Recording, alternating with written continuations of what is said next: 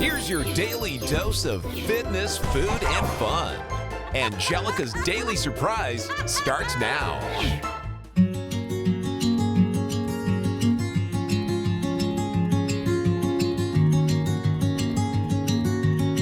Hello there, and welcome to Anjelica's Daily Surprise. Now, as you can see, we're not at the apartment today. We're actually in beautiful Prince Edward County, paying a very special visit to my table, which is owned and operated by world-renowned cook, pastry chef, and writer Enid Grace. Now, Enid is a very busy woman. She also offers very intimate and exclusive cooking classes and culinary trips to Tuscany. But no worries if you weren't able to snag a spot in a class or on this trip, because I'm bringing her to you today. Let's go see what she's cooking up. Oh my gosh, this is Enid Grace, everybody. Thanks for coming. I'm so honored to be in your kitchen today. It's a pleasure to have you. This is sort of like my second home. Yeah, it's very beautiful. I've had the honor of being on the other side here, and I've enjoyed some of Enid's cooking. I had like a life-changing bagel and cream cheese, and I was like, I have to force her to do a segment. So here we are. There was no forcing. I'm thrilled to do this. So yeah, welcome to my table.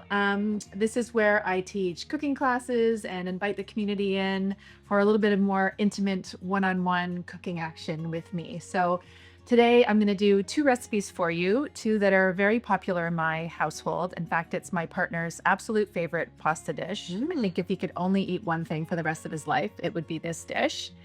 And a really simple dessert. It's sort of a dessert, but you can also have it for breakfast. I tend to love having it with espresso in the morning or a cappuccino, and it's so simple to make. Wow, dessert for breakfast. Yeah, it's very much the Italian way. And it's one of those desserts that you can leave it on the counter for a few days, grab a little chunk off every once in a while, dip it in your coffee. It's perfect. So we're gonna start with the dessert. Very simple. You don't need any fancy equipment for that. Just a couple of bowls. So the ingredients, most of which you'll probably have around the house. Okay. Maybe not, but still pretty simple. We're going to start with some almonds, and we're going to give these a little bit of a toast in the oven. Ooh. So just onto a sheet pan. Okay. And if you'd like to be my assistant, actually, Yes, absolutely. I'm going to give you an extra pan. So that's easier. Okay. And we're going to go into this oven behind you. All right. And you can just slip those in Okay. in just about 6 or 8 minutes. Okay. Just to toast them, just to get some of the flavors coming out Yes. of the almonds. And while those are over there doing their thing, we are going to take some 00 flour or all-purpose flour, about 185 grams. And we've got some polenta, which is cornmeal. Yeah. And this is just a fine grade cornmeal, but you can use whatever you happen to have. That goes in. And we've got some sugars, brown sugar and white sugar. Nice. About the same amount, about 80 grams or so each, into the bowl. I always struggle with, I get a big bag of brown sugar. Mm-hmm. I use it once, and then I come back to use it again, and it's solid as a rock. Yes. So there's a few tips. I mean, you want to take it out of the bag. Okay. Get it out of the plastic and put it in like a glass canister or a plastic container. And there's little things that you can buy in the stores, like little terracotta pieces that you can put in. Okay. What my mother always did is she would take a slice of apple and put it in there. Oh. And then every like 2 or 3 weeks, she would replace the apple. So the moisture from the apple helps keep the brown sugar. Oh, that's so funny, because my dad does that with his guitar. He'll take half an apple and he'll put it in his guitar case, and then the wood stays moist. So, wow. Okay, an apple is fantastic for everything. Okay, so there's our dry ingredients in the bowl. I am gonna add a little pinch of salt in there as well. We always need a little bit of salt in baking. And then from this, we're just gonna do this with our hands. I like to do as much cooking as I can with my hands. One of the many lessons I learned living in Italy was all the lovely women and a few men who taught me how to cook there was everything was done by hand. The addition of a wooden spoon would be like a special treat. Oh, okay. Wow. And the point is that using your hands, you can feel everything. You get a sense of what's right and what's wrong, right, with your ingredients. So once that's all mixed together, we're going to take some cold, unsalted butter that I've just cubed up. And that goes in the bowl. And again, we're just going to use our hands for this. Wow. And we're just going to press the butter into our dry mixture. It's so nice to not see a lot of equipment. I'm kind of intimidated by cooking in general because there seems to be so many gadgets that you need to do something. I'm a bit of a kitchen purger, so I don't like a lot of stuff in a kitchen, including gadgets. I kind of keep a relatively small arsenal. Even in this shop where we do a lot of cooking classes and we do make things for the public, we've really kept a pretty streamlined amount of equipment in here. And you also have a very it's like a limited supply. Yes. So you have to make sure you get here early. Yes. Or else you might miss out. Yeah, we try to, again, it's sort of this Italian ethos of this is what we've made for the day. And, if you want to come and share it with us, that's great. But we're only here for a certain period of time and we don't have a lot of leftovers. We don't want a lot of waste. No. Did you do all of your training in Italy? I mean, I say training loosely. I mean, my background is in academia, not in cooking. But I started going to Europe when I was young. I went there in high school and just fell in love with this completely other culture and felt like I was destined to spend the rest of my days there. And when I started going to Italy in specific, I really wanted to pay attention to what was going on in the kitchens. And when I went for longer periods of time, I made a point of finding places that I could live where the grandmothers were still on site somewhere, living in the house, living somewhere on the property. They've got all the secrets. They have all the secrets.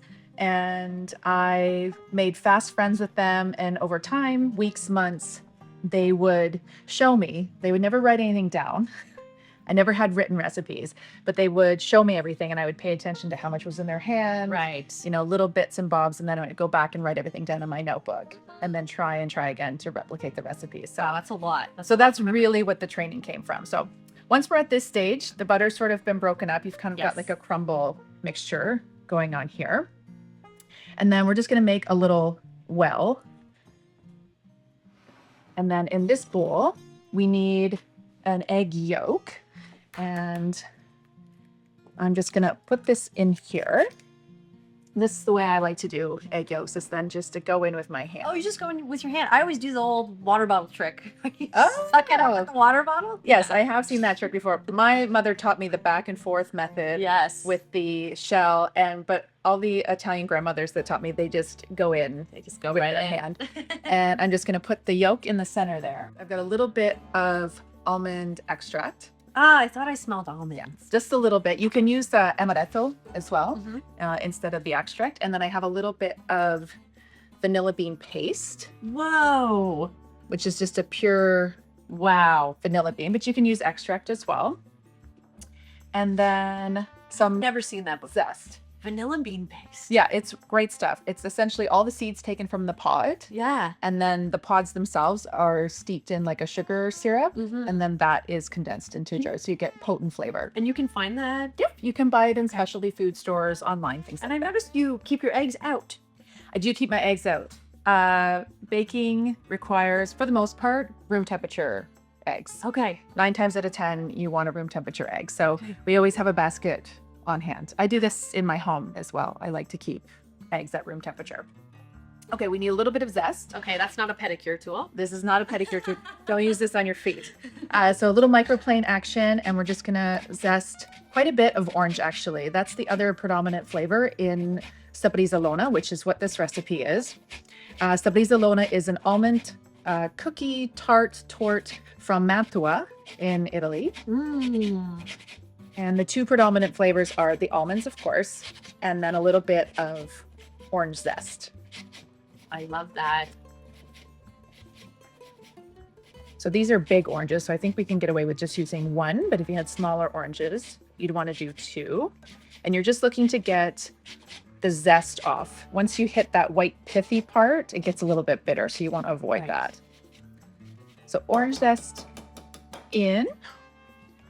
And I'm going to go, again, back in with my hands. You could switch to a spoon at this point if you wanted to, but I'm just going to break the yolk up and start to mix all this together. You can really smell the orange zest. Oh, yes. And then I'm assuming the vanilla and the almond kind of round out the citrus edge. Absolutely. They all work beautifully together. These are very harmonious flavors. I'm on almond duty. How are they doing? We can probably pull them out. Okay. Here, I'll give you a little. I have one job. There's one job I often forget, is that the nuts are in the oven. Okay, well, I'm glad that I'm here then. Woo! Perfect. Those are perfect. So you just want a little bit of toast on them. You just want to be able to smell the oils coming out. So this is our dough here. So you can see I can squeeze it between my hands and it holds together. Yeah. Because we're going to compress this into a pan, but then we're going to leave a little bit of it crumbly on the top. So you get a few different textures. So I'm just going to put this to the side. Okay. And then with our nuts here, let's just pour these out onto the board, and they smell amazing. Yeah. Okay, so with these, we just want to do a rough chop on these. A lot of my favorite Italian baked goods have a lot of different textures. So you could use almond flour if you wanted, or ground up almonds, but I like the texture of just giving these a rough chop. And so just milling your knife through them. And these don't have to be perfect. They don't have to be uniform. We just want to get at least each almond broken up a little bit. And you'll end up with some bigger pieces, some smaller pieces. Like, again, the smell is just... Yeah. You've unlocked it as soon as you started chopping. And it's just that little bit of toasting in the oven that completely changes the almond, especially if they've been in your cupboard for, you know, a few weeks, a month or so. Yes, we all have the ambitious idea that we're going to start eating a handful of raw almonds a day. I'm guilty of that. And then you do it for a couple days, and then you end up with just this box of almonds. Yes. Little trick for you, if you have a lot extra, just keep them in your freezer. Okay. Yeah, you can keep a lot of nuts, especially nuts with lots of fats in them, safely in the freezer, and it keeps them from going rancid in your pantry. Nuts in the freezer. Nuts in the freezer. Eggs on the table. Eggs on the table. So there you can see we've got a mixture of some larger pieces, some smaller pieces, and all of this can get tumbled in to our kind of crumbly mixture here. And back in with the hands and just mix these in. And so this alone right now, if you had some beautiful fruit, like apples or any other seasonal fruit, you could turn this into a crumble topping. Oh, So this would be like a beautiful orangey almond crumble topping, a base of fruit in a dish, crumble this on top. That's a totally different recipe. I'm assuming you get inspired by what's in season. 100%. So even this morning, it was a little bit cooler. I am a lover of autumn. Really don't care for summer very much. I actually hate summer. Yeah, I am not a inside. summer person. I'm inside and I'm like, I wish it wasn't so nice out, so I didn't feel like I had to go outside right now. I like the sunshine. I don't like the humidity. I have curly hair. Oh, yeah. So I don't like the humidity. But the fall, again, the flavors, farmers markets, things like that, I really get excited. Especially in the county. Especially in the county. I love the farmers markets in the county. There's so much going on. Yeah. And I'm about to go to Italy at the end of the month, and autumn in Italy is incredible. Oh, and nice. cooking there, it's just something totally different, and it's very much in tune with the flavors I love and just the energy that comes in the fall. There's a bit of a shift. And it couldn't be simpler, just a regular old cake tin, or you could use a spring corn pan. It doesn't have to be circular. You could use a tray. And I'm just going to tumble up a piece of parchment paper here. Okay. This is optional, but this just helps you kind of lift it out of the tray later. And we don't need this here. You're blowing my mind right now. I'm just going to rip that off. And again, if you kind of crumble it up, it just makes it easier to go in and makes it look a little bit more rustic. It does. Here I am with my parchment paper, taking scissors, trying to get it to be the exact shape of the pan. That you can do with like cakes that you need to keep fancy. This is, I would call a lot of these recipes Nona style. And a lot of the things I do within the recipes, they're Nona style. Love it. And when I teach classes, especially Italian classes, I'm often saying, and this is the Nona way of doing it. This is the professional way. This is the Nona way. And often my students are like, let's do the Nona way. Yeah. So we're going to take pretty much 2/3 of this, maybe a bit more. We're going to save a little bit of it for the top and then kind of even it out. And then you can just use your fingers to compress it into the pan. And the heat from your hand will warm up the butter that's in there. And it'll bring everything together. And that little bit of moisture out of the orange zest as well will help you compress it into essentially one big almond cookie at this point. So press, press, press. As tightly as you can. Wow. Like so. And then we want to take some of this crumbly topping and just sprinkle this on top. I'm ready to eat that raw. I know, it smells so good raw. And then I've kept some whole almonds back, unroasted. Okay. And then you can just top with some of the whole almonds and just kind of tuck them in, give them a little push down. Oops. And this just sort of definitely reinforces the main flavor that's in here. So when people see it, there's no questioning that this is almond. So just dot those around. And that's ready to go in the oven. So I'm going to put this back on this tray. Okay. And if you would be so kind, my Absolutely. lovely oven assistant. Annette. You're okay, your hands on that? Yeah. That can go back This. in. Right. Is this racked? Oh, yeah. That's perfect. And that needs just about 18 to 22 minutes, depending on your oven. And what's the name of this again one more time? This is called sabrizalona, Sabrizalona. and it's from Mantua, the region of Mantua in Italy. So it's a northern delicacy. There's Beautiful.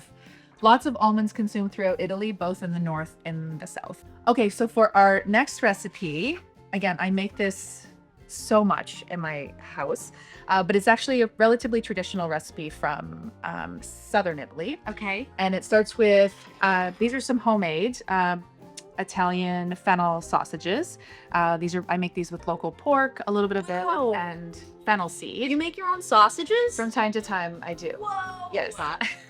It's a bit of You're a, an overachiever. it's a bit of a meditative thing. I love watching the meat go through the grinder. Yes. And it's a bit of a skill that I've honed over time, but I love doing it. Wow. And I also like knowing exactly what's in my Right. sausage. So Of course. So I've got 2 links here, and I just want the meat that's inside. I don't want the casing. Okay. So I'm just gonna remove the casing here. So typically when you work with sausage, do you work with sausage that's not your own as Oh, well? for sure, yeah. And do you remove the casing of that? It depends on the preparation. I mean, if I'm making, a risotto or a pasta where I just want like the minced pork, Yes. I will tend to buy the sausage in the casing and then remove it. Okay. Because the casing, it's fine if you fry it, you get a nice texture on it. Right. But then if you go to add liquid to it, like in a risotto, the casing loses its crispiness Okay. and it kind of becomes a little bit rubbery and it's not as pleasant to eat. So usually if I'm just looking to have just, a classic sausage, I love making this dish, which is essentially just roasted sausages with grapes Oh, in the oven, then I would keep the casings on for sure because they get that beautiful snap. it's weird. This smells really good. Like I'm ready to eat raw sausage right now. And it's just simple ingredients. Literally, it's just really good quality pork, salt, pepper, garlic, and fennel seed. Okay, so there's our pork meat. Okay. The other ingredients in here, we've got some chimichurri, or rapini. Yes. A lot of people will know it as. And this is a really beautiful vegetable, but a lot of people are turned off by it because it can be a little bit bitter. Yeah, I love rapini. Love it. I love all the bitter greens, and Italians love them, A, because they're delicious, but also because they act as a digestivo. They're really good Yes. for your stomach. So Like if you're gonna live a lifetime of pasta and pizza and all these decadent foods, you need something to move it through the system. 100%. And I mean, just look at how beautiful they are. They have these gorgeous leaves, which are completely edible, and then you've got your little florets here. So Yeah. all we're gonna do to prep this is just take off the stems at the bottom, which you can just save these for stock or you can just compost them. And I've already washed these. And then a little trick that I like to do just to get rid of a touch of that kind of acrid bitterness is to give them a blanch in some boiling water. Okay. So we're just going to round these up, and just over to the side here, I've got a pot of water, and you'd be so kind just to take a hefty pinch of salt out of there All right. and add it to this pot here. hefty pitch. Hefty pinch. Okay. Is this hefty? That's hefty enough, yeah. Okay. So into the water. So we just want to season the water and then just plunge our chimichurri in. Chimichurri. I'm never saying rapini again. I know, it sounds Chimidorape. Chimidorape. And I tend to use my fingers, but I have asbestos fingertips at this point. I like how you said that with an accent. Asbestos. I have asbestos fingers. And this just needs a quick blanch. So, you know, maybe 90 seconds, 2 minutes at the most. Okay. And this little extra pot worth of work will just take off some of that extra bitterness if you were to just go right into the pot with it. I've got another pot going here, which we're going to salt this as well, because this is going to be our pasta pot. Okay. Most important thing when cooking pasta, whether it's fresh or dry pasta, is use a far bigger pot than you think you're going to need. Okay. The reason pasta sticks is it doesn't have enough room to swim around. Okay. And it also needs plenty of salt. Anytime you hear someone say, you know, it needs to taste like the sea, it really does need to taste like the sea, because it's your only opportunity to properly flavor your pasta, because good quality dry pastas would never have salt in them. They really should just be 2 ingredients. So make sure your water's salted. Make sure you have lots of space for the pasta to swim around in. So rule of thumb is, so this is a regular like 500 gram bag of pasta. Most pastas come in 500 gram packages for the most part. For an adult size serving, this should serve one package to serve 4 adults. Okay. So it's about 125 roughly grams per person for an adult. If you were in Italy eating pasta, generally you're going to be served about 120 grams, and that would be the same in the home. And that's based on you being served a pasta course first, and then having some sort of protein afterwards. Yeah, they always give you the pasta first, and then the primi course. Yeah. And then your seconde is usually a protein with some contorri, which is your vegetables. Yes. So if I'm serving 4 adults, I just rely on 1 package of pasta. Are all noodles created somewhat equal? They are not. Okay. Equal. So I'll actually open this. So I teach this in my basic Italian cooking class. And what you're looking for, so this is a version of macaroni. So there are about 1,000 different types of macaroni across Italy. There's no one macaroni, it's the same.